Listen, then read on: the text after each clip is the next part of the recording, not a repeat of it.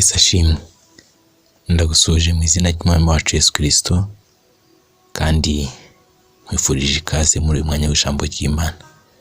Nitwa Nkundamahoro Salomo, ngiye ukuramutsa, ngiye gusuhuza, dusangirira ubutumwa bwiza kuri uyu muyoboro w'ivugabutumwa.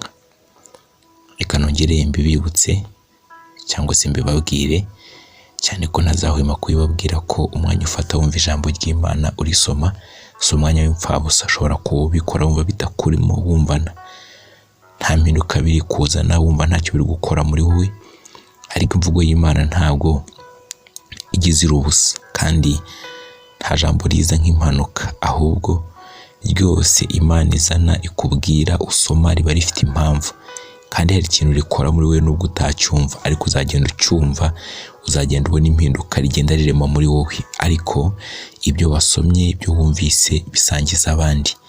Mu gusangiza abandi niho nawe ukurira mu byo kwizera, niho Imana yongera kubyara abandi bantu binyuze muri wowe.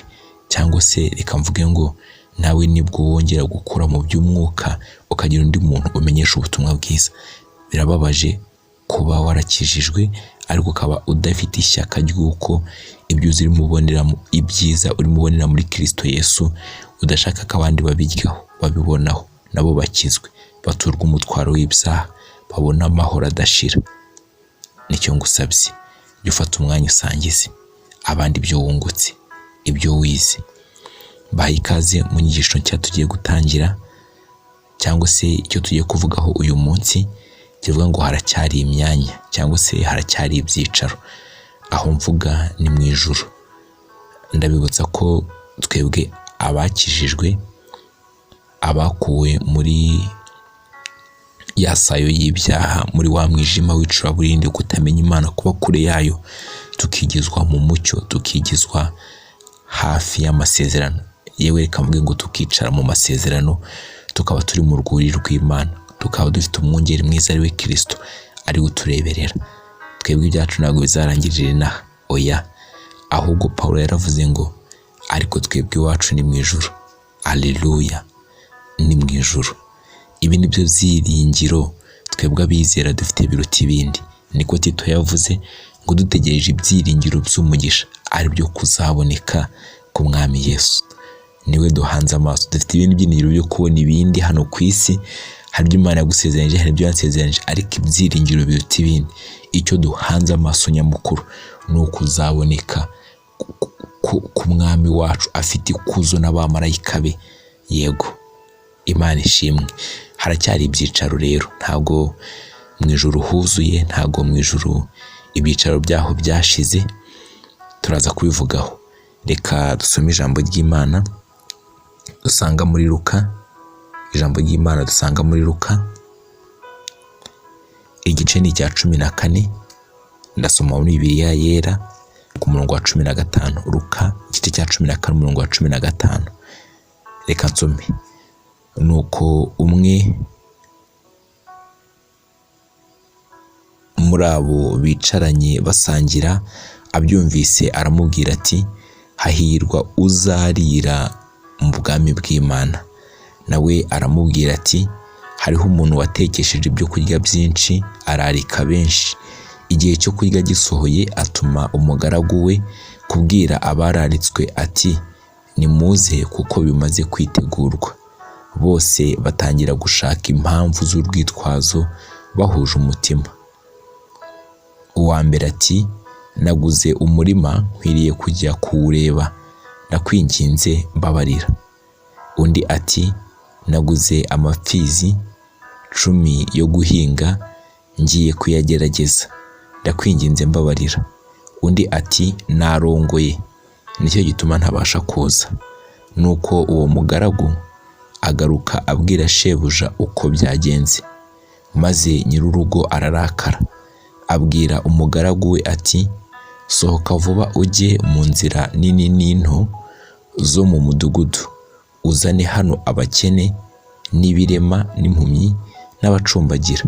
Umugaragu we agarutse aravuga ati, databuja, icyo utegetse ndagikoze, nyamara haracyari umwanya w'abandi.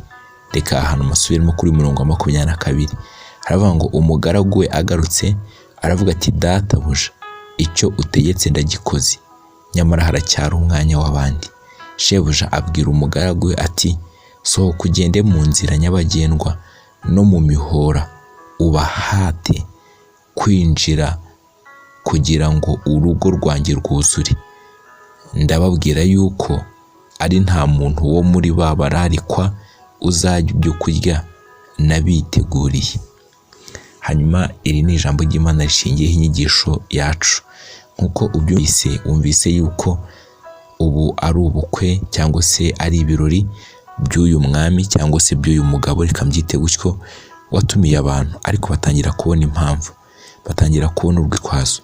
Nyamara urwitwazo uramutse wumvise ntabwo rwari urwitwazo rubi, ariko urwitwazo ni rutoya ugereranije n'impamvu batumirwaga. Wumve ko muri ubu bukwe cyangwa se muri uku kurarikwa nta ntwererano, ntaki, buri muntu wese yasabwaga kuza gusa presence.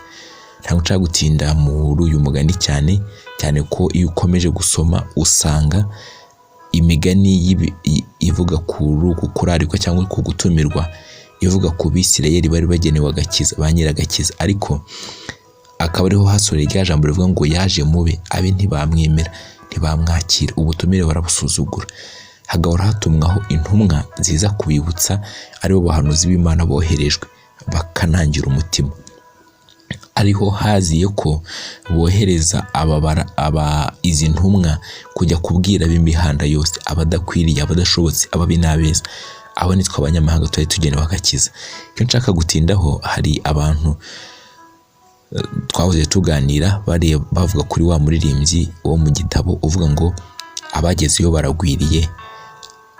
Ego, bari barimo kuvuga kuri icyo ngicyo, ariko bakavuga ngo ijuru ryaruzuye, ngo ab'Imana yabamenye kera, ngo ubwo nta bandi ikeneye. Ariko sibyo, urugo rw'Imana ni rugari, ntabwo twamenya amazu ariyo, ntabwo twamenya ibyicaro biriyo, ariko mu bwenge bwacu ntibikwirwamo nyine. Nta nubwo tuzi niba umuntu bajya bubaka inzu bakakora ahantu hanini hahagije rwose ho kwakira abantu.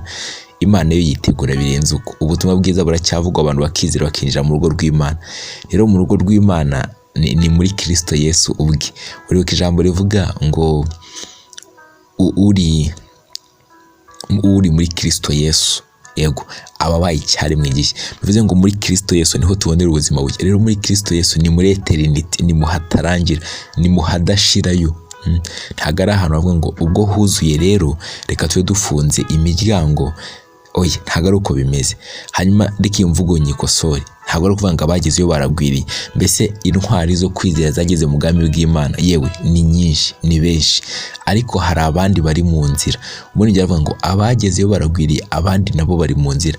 Bivuze ngo abagezeyo ni benshi, ntitwumve ko bagwiriye Satani ngadupfukirane ngazana ubwenge bwo gutekereza ibintu bidagize aho bihuriye n'ijambo ry'Imana. Oya, ni benshi, ndabihamya.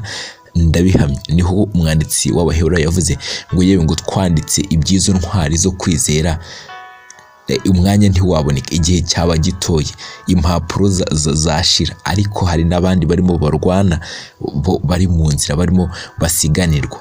Niho Pawulo yavuze ngo ndimo ndasiganwa ariko si nk'utazi yajya. Natwe turi gusiganwa. Rero reka nsome n'indi jambo ry'Imana nshaka ko ariko tuvugaho. Ni Yohana ubutumwa bwiza igice cya 14 umurongo wa 1 kugeza ku wa 3. Haranditse ngo ntimuhagarike imitima yanyu, mwizere Imana nanjye munyizere. Mu rugo rwa Data harimo amazu menshi, iyaba adahari mba mbabwiye, kuko ngiye kubategurira hanyu. Kandi ubwo ngiye kubategurira hanyu nzagaruka mbajyane iwanjye, ngo aho ndi namwe muzabeyo. Nta nkuru nziza iruta iyi ngiyi. Aya makuru warayamenye. Ndimo ndavugana nawe ukiri mu byaha utari wakizwa. Wumve ko Yesu agutegereje, agutegeye amaboko. Ngo mu rugo rwa Data hari amazu menshi. Wumve ko atavuze umubare. Niba yavuga umubare akavuga ati wenda harimo ibyicaro bingana uku nuku, ko duhagarika umutima akavuga ngo wenda bari gukizwa nta cyicaro bazabona. Ariko wa mugaragara yaje avuga ngo babandi nabahamagaye, ariko ibyicaro biracyahari. Noneho yongera kumwohereza ngo asubireyo. Bivuze ngo yamwohereje mu yindi faze ngo ajye kuzana abandi. Mpamya ko aba bagarutswe kuzanwa cyangwa se guhamagarwa, nawe urimo hamagarwa muri bo. Ibyicaro biracyahari, icyicaro cyawe kirateguye. Yesu ateze amaboko ngo akwakire, ateze amaboko ngo aguhe ikaze n'urukundo, kandi ntabwo yiteguye kubwira ngo nawe uraje, nawe n'ukuntu uza n'ibyo wakoze.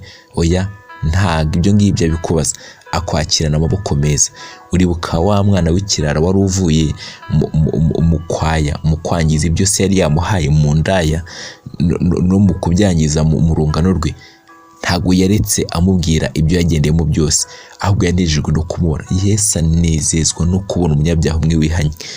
Yewe niko ijambo ry'Imana rivuga ngo impundu mu ibirori bitavugwa biba mu bwami bw'Imana ku bw'umwe wihanye.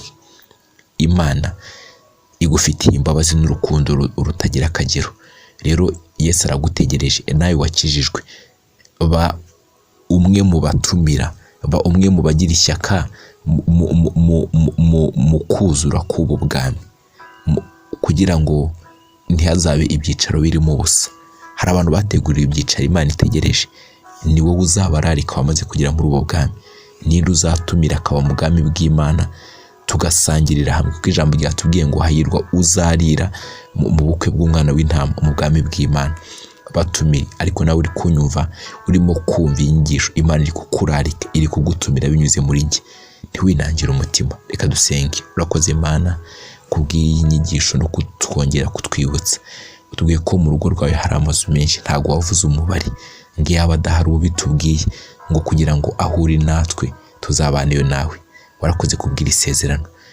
Abizera ukomeze urishimangiye mu mitima yabo, ubahe ishyaka ryo kurarika abandi, kugira ngo tuzabane muri ibyo birori byiza. N'uwumvishe iyi nyigisho akagira ishyaka ryo kuza iwawe, ndabizi ko utamusubizayo. Uramwakira, umuhanagure. Amen. Urakoze. Icyubahiro cyose kikugarukire mu izina rya Yesu.